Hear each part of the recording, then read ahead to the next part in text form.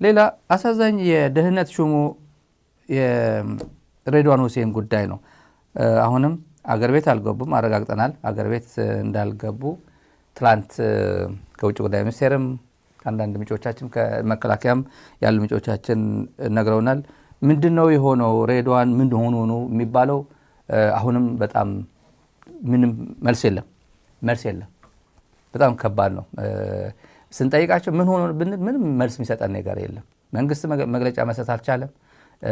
ያለበት ሁኔታ ምንድነው ሀፕን ያደረገው? የት ነው እየታከመ ያለው? የሚታወቅ ነገር የለም። እስካሁን የሚታወቅ ነገር የለም። ግን ከባድ የሚባል ሕክምና እንደሚያስፈልገው ስክሪን ላይ መልኩ ራሱ ቁመናው ራሱ ይናገራል። ያለበት ሁኔታ የኢትዮጵያ መንግስት በዚህ ላይ መግለጫ መስጠት አልቻለም። ምክንያቱም ትልቅ ሰው ነው። ይሄ ሬድዋን ማለት ትልቅ ሰው ነው። አምባሳደር ነው። ጉምቱ የኢትዮጵያ ባለስልጣን ከኢህአዴግ ጊዜ ጀምሮ የነበረ ሰው ነው። የእሱ ጤንነት ማለት ፕላስ የደህንነት ሰውም ጭምር ነው። የሀገሪቱ ኢንቴሊጀንስ ቺፍ እሱ ነው። ከባድ ሕክምና እያደረገ ነው ብቻ ነው የሚሉን ስንደውላቸው፣ የተለያዩ መከላከያ አካባቢ ስንደውላቸው በቀጣይም በተዘዋዋሪ የሚነግሩን ጂም አካባቢ አደጋ ገጥሞት ነበር። ወድቆ ነው ጂምናዚየም እንቅስቃሴ ላይ ወድቆ ነበር። ከዛ ውጭ ግን የምናውቀው መረጃ የለንም ነው ያሉት መከላከያዎች አካባቢ ያሉ እና በከፍተኛ የሕክምና እንዲከታተል ወደ ውጭ እንደተላከ ሰምተናል። ከዛ ውጭ ግን አሁን ያለበት ሁኔታ ምንጩ ምን ሆኖ ነው እንደዚህ አይነት ከባድ ሕክምና ውስጥ እንዲገባ የተደረገበት ምክንያት ምንድን ነው? ያጋጠመው ጉዳይ ምንድን ነው? በፍጹም በግል ጋዜጠኞችም በመንግስትም ባለስልጣናትም ይፋ ሊያደርጉት አልቻሉም። መልካሙን ሁሉ እንመኝለታለን ለሬድዋን። ፖለቲካ ነው፣ ሰብአዊነት ስለሆነ ማለት ነው። ሌላ ተመልካቾች ወደ ወረደ ታደሰ ወረደ መግለጫ ይሰጣሉ። ዛሬ ሶስተኛ ቀን እንደ ሚዲያ ሰው እንጠብቅ ነበር፣ በጉጉት እንጠብቅ ነበር። ዛሬ ሚዲያ ባይጋበዝም ወደ ወረደ ላይ ጋብዘው ይችላል፣ ግን በጉጉት ስንጠብቀው ነበር። 3 ቀን ሙሉ መግለጫ የለም። ለምን? ቢዚ ነው ይሉታል። በጣም ስራ ላይ ተጠምዷል ይሉታል። ስራ ላይ ተጠምዷል። ከማን ጋር ምንድን ነው የሚያደርገው? በጀት የለው፣ የሚያዘው ሰራዊት የለው፣ የሚሰበስበው ካቢኔ የለው። ቤት ውስጥ ተቆልፎ እየዋለ ግን በጣም ስራ በዝቶበታል የሚባለው። ከትላንት ላይ መግለጫ ይሰጣሉ፣ ጋዜጣዎች ቁጭ አሉ፣ የለም። ትላንት ተጠሩ፣ ቁጭ አሉ፣ የለም። ዛሬም የለም፣ ነገም አይኖርም። ምናልባት አዲስ አበባ ሄዶ ነው መግለጫ ሊሰጥ የሚችለው። ተከልክሎ አይደለም፣ ኮንሲኩዌንሱ ከባድ ስለሆነበት ነው። ወረደ እና ጓደኞቹ፣ ወዳጆቹ፣ አድናቂዎቹ ሊያውቁት የሚገባ ከባድ ነው። ኮንሲኩዌንሱ ከባድ ስለሚሆንበት ነው።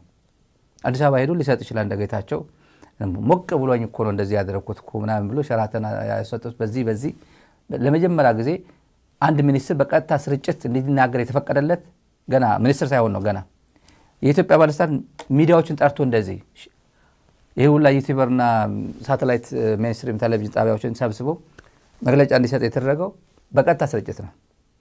ይሳሳት አይሳሳት በጣም ልብ የሚነካ ንግግሮች በምን ስቴት ኦፍ እንትን ውስጥ ሆኖ እንደተናገረው አይታወቅም። ግን አሁን ወደ ኋላ ሄዳቸው ስታዩት በጣም የሚያሳዝን ነው። ሆን ብለው እሱን ኤክስፖዝ ለማድረግ ነው ያደረገው። አንድም ሚኒስትር አንድም ጀነራል በቀጥታ ስርጭት እንደዚህ ተናገር የሚባል መግለጫ ሲሰጥ አይናገርም። ኮሚኒኬሽን ጽህፈት ቤት ሞክረውት ነበር፣ ግን ከዛ በኋላ ተውት። አብይ መግለጫ ላይ ያለበት ቦታ አብይ አህመድ አይሄድም። ለምን? ኮኦርዲኔት ይነገራል። የት አካባቢ ነው ያለው? ወንጪ አካባቢ ያለው እና ምናልባት የሆነ ጥቃት የድሮን ጥቃት እንዳይፈጸምበት፣ የአየር ጥቃት እንዳይፈጸምበት በላይቭ ስርጭት ሲሆን የት ማን እንዳለ ይታወቃል። እኔ ላይቭ ነው ያለሁት የኔ ኮኦርዲኔት ተደርጎ ምናምን የሚታወቅ ከሆነ የሆነ ነገር አደጋ ሊፈጽምብኝ ይችላል ማለት። የጠቅላይ ሚኒስትሩ ደግሞ እንደዛ አይነት ማለት ነው። በቀጥታ ስርጭት አይሳተፍም።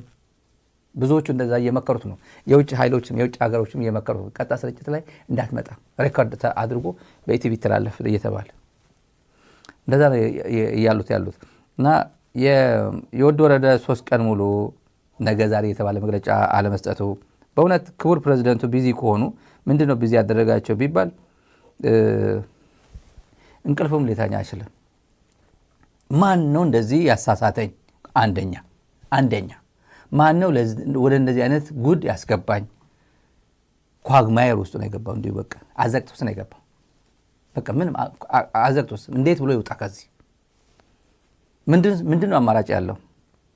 ሞስት ላይክሊ ከትግራይ በኩል ሊሰጠው የሚችል በጣም የዋህ እና የይቅር ባይነት መንፈስ በቲፒኤልኤፍ እና በቲዲኤፍ አካባቢ ከተገኘ አሁን ይቅር በል ለትግራይ ህዝብ መግለጫ ሰጥቶ ይቅር በል፣ ለህወሓትም ለቲዲኤፍም ለሁሉም አጠቃላይ ለትግራይ ኮሚኒቲ መግለጫ ይቅርታ ብለህ በቃ አብሬያችሁ መቆየት እችላለሁ እፈልጋለሁ፣ እንደ ተራ ሰው የሆነ ኮንትሪቢዩት ማድረግ ያለብኝ ለክብሬ ጭምር ከእናንተ ጋር ልሳተፍ ብሎ ቢያሳትፉት ለብዙ ሰው ደስ ይሏል። እርግጠኛ ነኝ። ኮንትሪቢዩት ባያደርግም ሌሰን ወስዶ ለሱም ሌሰን ስለሆነ ነው። ከዚህ በኋላ ዋጋ ስለሌለው ፕሬዚደንት ነኝ ጀነራል ነኝ ብሎ እንደዚህ አክብሮት የሚሄድ አይኖርም። ግን ቢያንስ አብይ ጋር ከመወሸቅ ይድናል። ሁለተኛ ዘና ብሎ በቃ እኔ ችግር ገጥሞኝ ነው ብሎ ወደ አዲስ አበባ ቢሄድ። ሶስተኛው አማራጭ ከባድ ነው የሚሆነው። ምን ያደርጉታል? ሀውስ አሬስት ነው የሚያደርጉት። እቺን ፕሬዚደንት አይሆንም። ከማን ጋር ማንን ሊመራ? አይመራም። አንድ ሰው ሊመራው ይችላል። አንድ ሰው አሁን ሰምታችኋል። በቃ ቀውጥ ያደርጓሉ። ወደ ወረደ አቦ ሰላም ነው፣ የሰላም አባት ነው፣ የሰላም ለውጥ አባት ነው ይሉታል። ትላንት ትግርኛ ፕሮግራም ላይ ጀነራል ታደሰ ወረደ አቦ አባት ማለት ነው፣ አቦ ለውጢ የለውጥ አባት ነው ምናምን አሉት።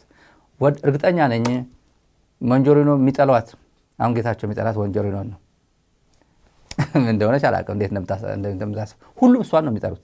እንዴት እንደምታስፈራራቸው አላውቅም። ካሪዝማዋ ነው ንግግሯ ነው ወይ ሽጉጥ ይዛ ነው ቢሮ የምትገባ አላውቅም። ግን ሞንጆሪኖ ነው የሚሏት ወይ ደብረጽዮን ነው የሚሉት። ደብረጽዮን በቃ እኔ ዘራፍ ቢላ የሆነ ጉዳይ ገጥሞት ልክ እንደወረደ ወድቆ አዳልጦት ወድቆ እኔ በቃ እንደዚህ ልዩነት አለብኝ ቢል ወደ ወረደ ይምራን ነው የሚለው። አይምን ደብረጽዮን ዶክተር ደብረጽዮን ይምራን የለውጥ አባት ነው ከጎንህ ነን ይሉት ነበር አዲስ አበባ ያሉት።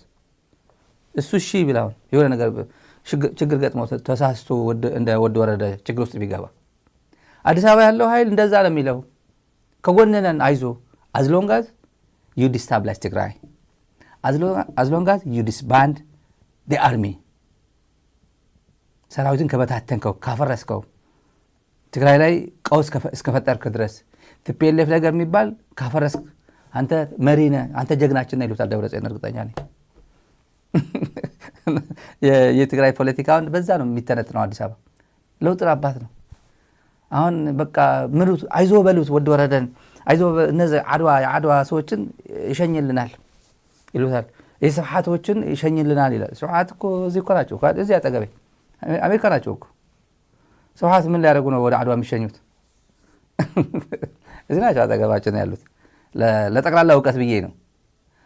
የሞተ ትውልድ ነው እነዚህ፣ ሆዳም ትውልድ ነው። ዴድ ኦን አራይቫል ነው ስንላቸው ዝም ብሎ ለጉራ አይደለም።